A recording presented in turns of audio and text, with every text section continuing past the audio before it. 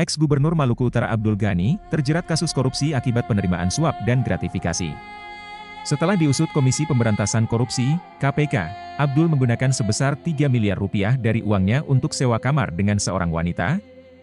Abdul Ghani membantah menghabiskan 3 miliar rupiah untuk sewa kamar dengan perempuan.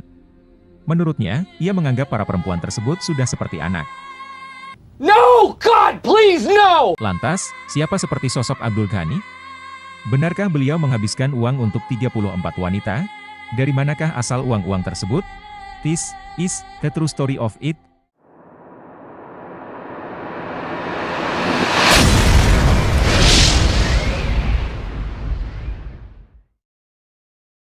Pria bernama lengkap Abdul Ghani Kasuba, lahir pada 21 Desember 1951 di Maluku Utara. Abdul Ghani memulai karir politiknya dengan menjadi anggota Dewan Perwakilan Rakyat, DPR, daerah pemilihan Maluku Utara dari fraksi Partai Keadilan Sejahtera.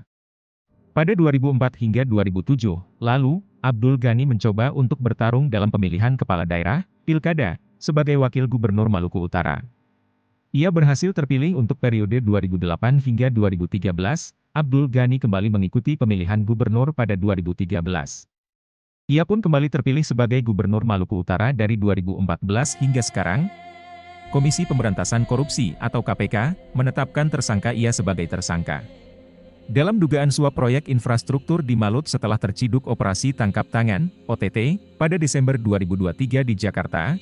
Ia dan anak buahnya kemudian ditetapkan sebagai tersangka dugaan suap proyek pembangunan infrastruktur jalan.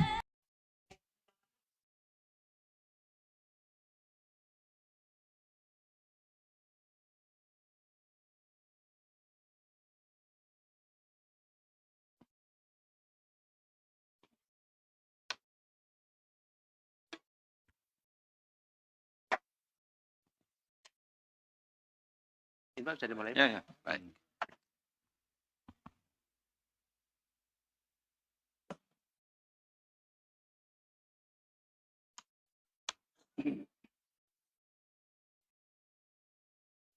Bismillahirrahmanirrahim. Assalamualaikum warahmatullahi wabarakatuh. Selamat pagi teman-teman semuanya. Kalau pagi kelihatannya masih seger-seger ya. Iya. Baik. Sebagaimana yang sudah kami informasikan kemarin ya, KPK melakukan kegiatan tangkap tangan di wilayah Provinsi Maluku Utara dan juga Jakarta atas dugaan korupsi suap menyuap dalam pengadaan barang dan jasa serta perizinan di Provinsi Maluku Utara.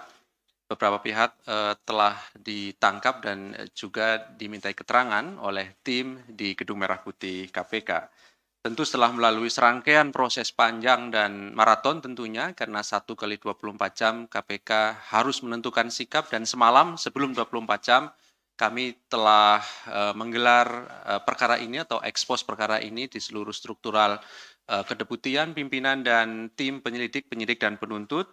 Kemudian disimpulkan benar ada peristiwa pidana dan pihak-pihak yang dapat dipertanggungjawabkan di depan hukum. Assalamualaikum warahmatullahi wabarakatuh. Saya banggakan teman-teman wartawan, hari ini saya akan menyampaikan terkait dengan perkembangan informasi kegiatan tangkap tangan yang terjadi di Provinsi Maluku Utara. Ini menyangkut pemberian hadiah atau janji untuk mendapatkan proyek pengadaan barang dan jasa serta perizinan. Ya. Dalam kegiatan tangkap tangan ini KPK mengamankan sejumlah 18 orang untuk dimintai keterangan. Ya, itu kita amankan di Maluku Utara, di Ternate maupun di Jakarta.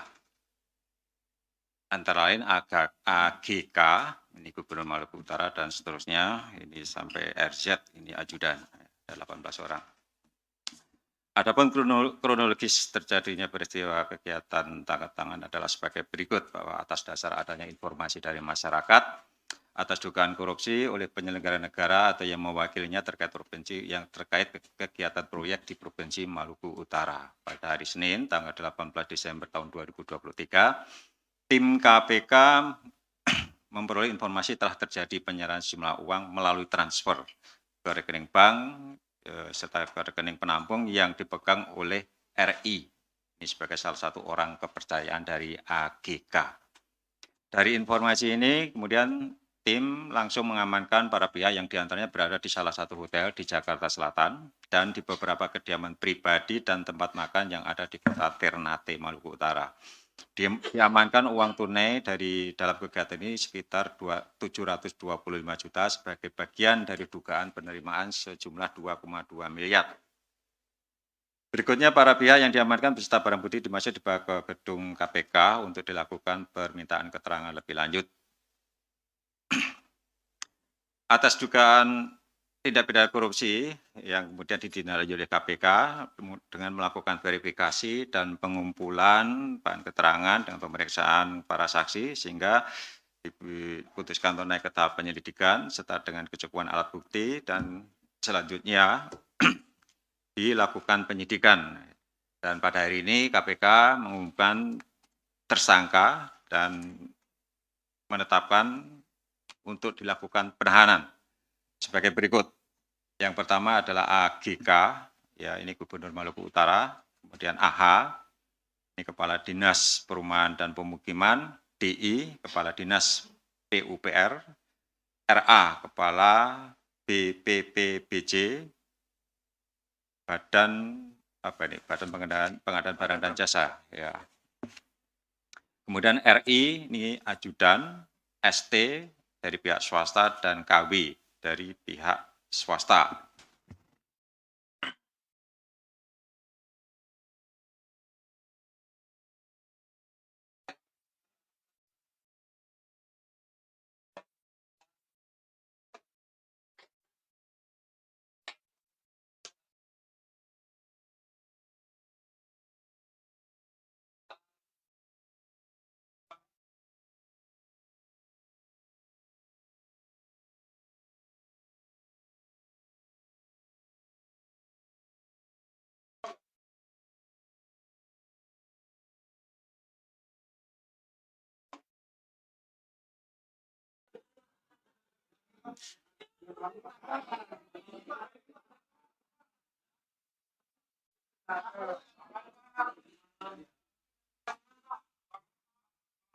Terima kasih.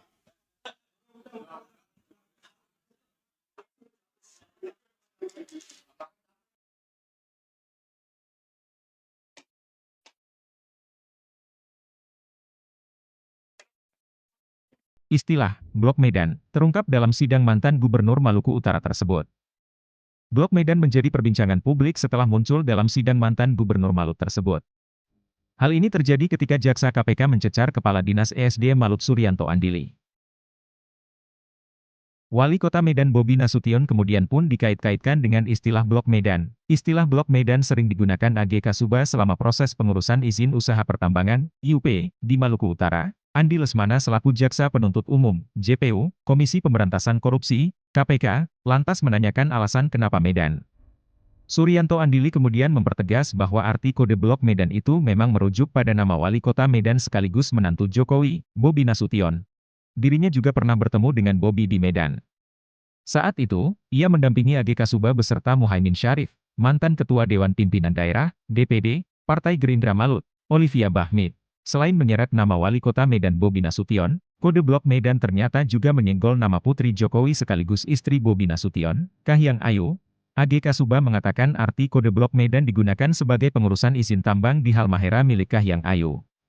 Dalam sidang lanjutan kasus Abdul Ghani di Pengadilan Negeri Ternate, Kamis 1 Agustus 2024, Hakim Anggota, Haryanta membeberkan sejumlah nama-nama perempuan. Nama-nama tersebut diduga pernah menerima uang dari mantan Gubernur Maluku Utara Abdul Ghani Tasuba. Salah satunya bahkan merupakan putri Indonesia asal Maluku Utara. Seorang perempuan bernama Elia Gabrina Bahmid memberikan kesaksian. Elia Gabrina disebut-sebut merupakan kontraktor juga politikus di Maluku Utara. Di depan majelis hakim yang dipimpin Haryanta, Elia mengungkapkan perannya selama bersama AGK yang sering disapanya sebagai Om Haji. Elia mengklaim sebagai bagian dari keponakan Abdul Ghani Kasuba. Namun dibantah sang putri AGK. Akan tetapi, Nurul Iza Kasuba, putri Abdul Ghani Kasuba membantah kesaksian Elia Gabrina Bahmid terhadap ayahnya dalam sidang pengadilan Tipikor Ternate. Elia Gabrina mengaku menyediakan gadis-gadis muda untuk melayani quote-on-quote menemani Abdul Ghani, sekaligus membayar mereka. Elia juga sering menggunakan uang pribadinya terlebih dulu untuk bayar ke wanita yang dipesan Abdul Ghani. Nilainya bervariasi, mulai dari 10 juta rupiah sampai 50 juta rupiah. Ia bahkan mengaku jika Abdul Ghani habiskan 3 miliar rupiah untuk order cewek, saat dicecer oleh jaksa penuntut umum tentang apa motivasinya sampai memberi banyak wanita cantik ke Abdul Ghani padahal keduanya masih ada hubungan keluarga, Elia Gabrina mengaku agar dimuluskan mendapatkan proyek-proyek di lingkungan Pemprov Maluku Utara. Abdul Ghani telah melaporkan harta kekayaannya pada 14 Mei 2023. Menurut laporan harta kekayaan penyelenggara negara atau LHKPN, Abdul Ghani memiliki total kekayaan sebesar 6,45 miliar rupiah. Harta tersebut terdiri dari 9 aset tanah dan bangunan senilai 5,38 miliar rupiah yang tersebar di beberapa daerah, seperti Kota Ternate, Kota Halmahera Utara, Kota Halmahera Selatan, dan Kota Jakarta Selatan. Tidak hanya itu, harta lain berupa mobil Toyota Innova G 2012, senilai 75 juta rupiah. Harta bergerak senilai 330 juta rupiah, dan setarakas senilai 673 juta rupiah. Ada Gubernur Maluku Utara. Hati-hati.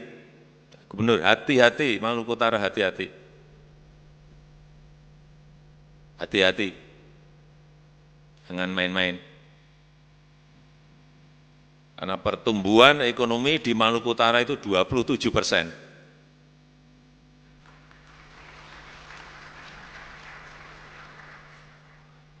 Pertumbuhan ekonominya sudah tinggi sekali, paling tinggi di dunia di Maluku Utara itu.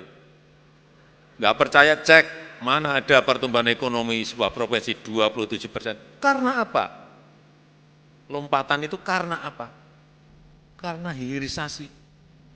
Di situ ada industri smelter, yang nanti ini akan tumbuh lagi kalau smelter di sana, tambah industri yang turunan-turunan dari nikel itu, semua bisa dikerjakan di Maluku Utara. Sebab itu saya titip hati-hati. Bukan hati-hati nggak baik, tapi sudah baik, tapi hati-hati jangan menjadi nggak baik. Nah, bagaimana menurut kalian? Jika ada fakta-fakta yang belum terungkap, tuliskan komentar kalian di bawah. Demikianlah video kali ini, semoga bisa bermanfaat. Insya Allah kita jumpa lagi di video berikutnya.